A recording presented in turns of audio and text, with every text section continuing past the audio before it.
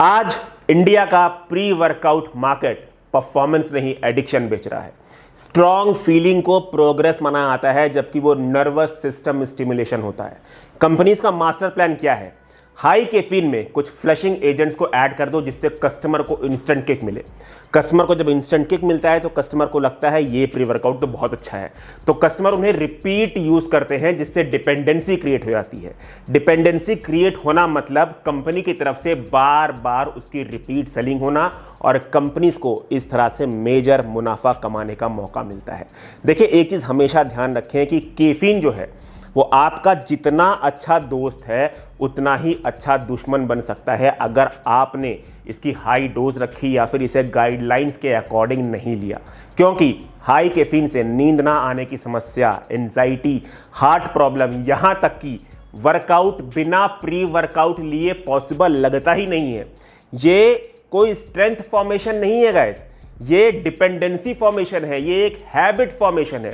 देखिए, pre workout में इस्तेमाल हुए इंग्रेडिएंट्स की गाइडलाइंस बनाई गई है ताकि आप प्री वर्कआउट का बेनिफिट भी ले सकें और उसके साइड इफेक्ट से भी दूर हो सकें। बट कुछ कंपनीज इन गाइडलाइंस का उल्लंघन करती हैं ताकि वो अपने प्री वर्कआउट को स्टैंड आउट कर सके, मार्केट में ज़्यादा बेच सके अपने कॉम्पिटिटर के कंपैरिजन में और अच्छा खासा मुनाफा कमा सके। ये उल्लंघन वो कैसे करती हैं? ये उल्लंघन वो 3 तरीकों से करती हैं। आज हम उन्हीं 3 तरीकों पे बात करेंगे। सबसे पहले उल्लंघन की बात करें तो वो है FSSAI की गाइडलाइन को तोड़ना। जी हाँ, FSSAI ने कैफीन को लेकर गाइडलाइन बनाई है। उनके गाइडलाइन के अकॉर्डिंग अगर आप एक सर्विंग में कैफीन ले रहे हैं तो मैक्सिमम 200 mg से ऊपर एक सर्विंग में कैफीन नहीं जाना चाहिए, और पूरे दिन में मैक्स आप 300 mg कैफीन कंज्यूम कर सकते हैं। बट कुछ कंपनीज अपने एक सर्विंग में ही आपको 300 mg कैफीन प्रोवाइड करती हैं, क्योंकि कैफीन प्री वर्कआउट का हीरो होता है, उसी से आपको मैक्सिमम रिजल्ट्स मिलते हैं। तो एक तो ये उल्लंघन हो गया। दूसरे उल्लंघन की बात करें तो वो है प्रोप्राइटरी ब्लेंड।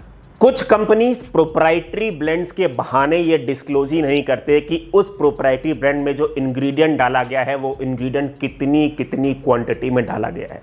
फॉर एग्जांपल, हम लोगों ने एक इंपोर्टेड प्री वर्कआउट की टेस्टिंग करी थी जिसका कि नाम है इनसेन लैब्स प्री वर्कआउट। उसकी एक सर्विंग में 400 mg अप्रॉक्स कैफीन निकला था।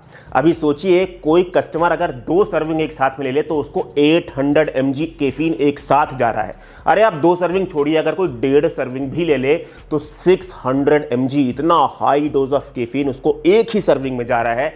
सोचिए वो क्या इफेक्ट करेगा आपके हार्ट पे और आपके लीवर पे। और ये सिर्फ इंपोर्टेड ब्रांड तक ही सीमित नहीं, ये बहुत सारे इंडियन ब्रांड्स भी कर रहे हैं। तो प्रोप्राइटरी ब्लेंड्स के बहाने अपने प्री वर्कआउट को स्ट्रॉन्ग पोर्ट्रे करना, जिससे आपको लगे ये प्री वर्कआउट तो बहुत किक दे रहा है, आप पे डिपेंडेंसी क्रिएट करना, ये कंपनीज का मास्टर प्लान होता है। प्रोप्राइटरी ब्लेंड के बहाने कैफीन की मात्रा को छुपा देना और अच्छा खासा मुनाफा कमाना। इसी प्रोप्राइटरी ब्लेंड के पीछे छुपे हाई कैफीन की वजह से बहुत से लोग तो ऐसे हैं जिन्हें प्री वर्कआउट लेने के बाद कांपने टाइप की फीलिंग आती है, लोग एंजाइटी फील करते हैं, बहुत लोग क्रैश फील करते हैं। देखिए, प्रोप्राइटरी ब्लेंड मतलब ब्लाइंड कंजम्पशन, ऐसा प्रोडक्ट लेना मतलब आंख बंद करके ड्रग लेना। तीसरे उल्लंघन की बात करें तो ये एक ऐसा उल्लंघन है गाइस जो यहां की एक बड़ी कंपनी अपने प्री वर्कआउट में कर रही है, और उनका ये प्री वर्कआउट दबा के छोटे शहरों में और बड़े शहरों में बिकता है। ये उल्लंघन का नाम है नाइसिन ओवरडोज।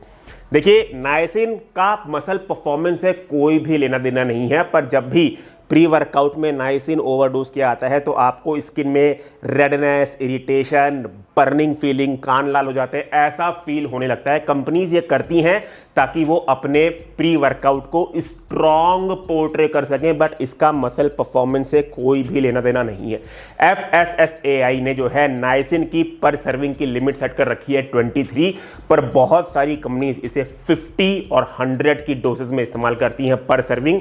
और जब आप कंपनी से कंप्लेन करते हैं कि आपका प्री वर्कआउट लेने पे हमें रेडनेस, हमें सेंसेशन हो रही है, इचिंग सेंसेशन, बर्निंग सेंसेशन, कान लाल हो रहे हैं, तो कंपनीज आपको बोलेंगे कि ये बीटा अलानाइन का इफेक्ट है। तो बेसिकली बीटा अलानाइन के बहाने आपको नाइसिन ओवरडोज कराया जा रहा है। अगर आपके प्री वर्कआउट से आपको ज्यादा इरिटेशन हो रही है, ज़्यादा स्किन रेड हो रही है, ज़्यादा बर्निंग सेंसेशन हो रही है, ज़्यादा अनकंफर्टेबल हार्ट बीट हो रहा है, तो ये पक्का नायासिन ओवरडोज है जो कि सिर्फ शो इफेक्ट के लिए डाला जाता है। इसका परफॉर्मेंस से कोई लेना देना नहीं है और ऐसे प्री वर्कआउट को आप तुरंत लेना बंद करें।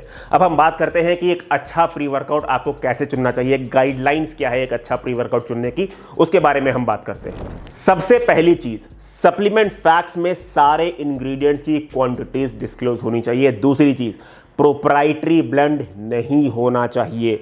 तीसरी चीज, सारे इंग्रेडिएंट्स की क्वांटिटीज आप देखें कि ये FSSAI के गाइडलाइन के अंदर ही है या नहीं।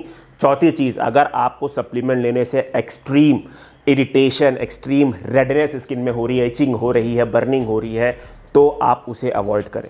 इन गाइडलाइंस को आप फॉलो करें प्री वर्कआउट को चूज करते वक्त, और कंपनीज के मास्टर प्लान में ना फंसे। उनके मास्टर प्लान से कंपनीज तो अपना सेल्स निकाल लेंगी, पर आपके हेल्थ पे लॉन्ग टर्म डैमेज होगा। कैसे होगा?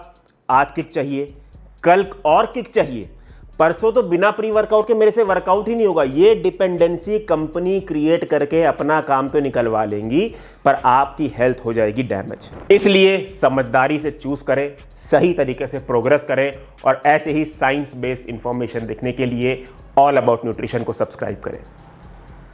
जय हिंद।